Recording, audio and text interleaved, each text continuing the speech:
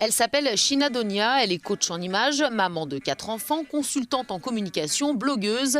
Elle vit à Paris mais reste très intrinsèquement liée à ses racines gabonaises.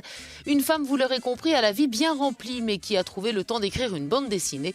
C'est Maman qui commande vient tout juste de sortir en France mais aussi en Afrique francophone. J'ai voulu écrire ce livre pour que des enfants qui sont comme moi afrodescendants ou pas voient aussi ce que c'est leur quotidien dans une bande dessinée. C'est très important cette idée de représentation.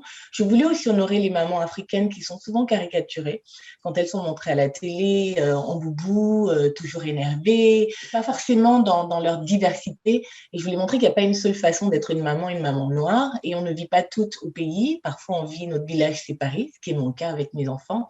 Mais on a cet ADN commun, le maman décide, les enfants exécutent.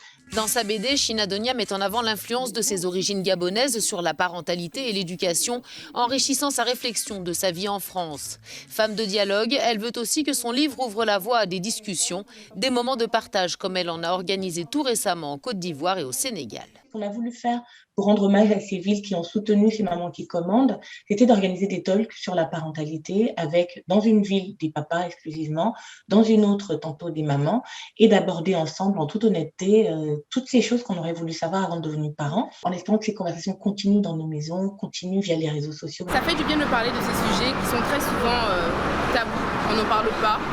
On se dit que c'est évident pour tout le monde, que c'est naturel, mais à discuter, à partager, on se rend compte que justement on a les mêmes problématiques, on a les mêmes questionnements, et c'est un long chemin qu'il faut parcourir avec beaucoup de sérénité. Et les papas dans tout ça? Ils ne sont pas au centre de cette BD simplement car cette dernière est une ode aux mamans CQFD. Il m'est arrivé que des gens m'écrivent en disant c'est maman qui commande, elle commande qui? Et donc c'est des hommes qui me le demandent, et je leur précise, je n'ai pas dit c'est madame qui commande, j'ai dit c'est maman qui commande. Donc elle commande les personnes qui l'appellent maman, c'est-à-dire les enfants.